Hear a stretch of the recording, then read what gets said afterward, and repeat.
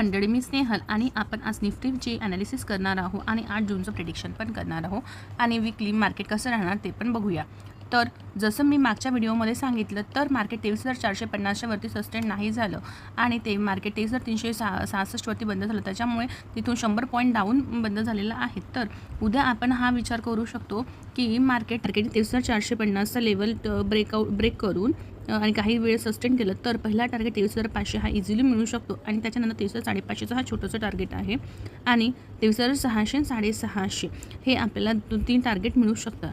आणि जर in case निफ्टीने डाऊनमध्ये 23,250 हा जो लेवल आहे, जो त्याने 3 दिवस सपोर्ट घेतलेला आहे, की तो जर ब्रेक केलं तर आपल्याला पहिलं टार्गेट 23,150 आपल्याला इझिली मिळू शकते आणि त्याच्यानंतर नेक्स्ट टार्गेट आपल्याला 23,050 ते 23,000 हे आपलं सेकंड टार्गेट मिळू शकते. 23,000 हा एक सायकोलॉजिकली जबरदस्त सपोर्ट आहे. तर मार्केट निफ्टी 23,000ला ब्रेक करायची कोशिश करणार नाही सध्या तरी.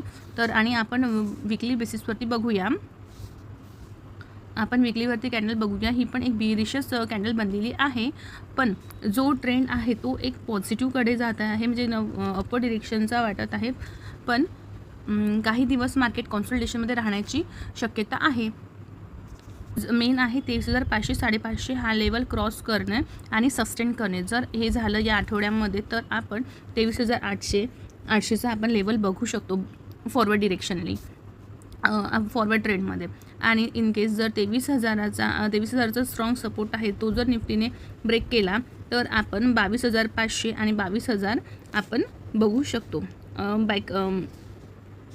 आपण बघू शकतो. भेटूया मग उद्या.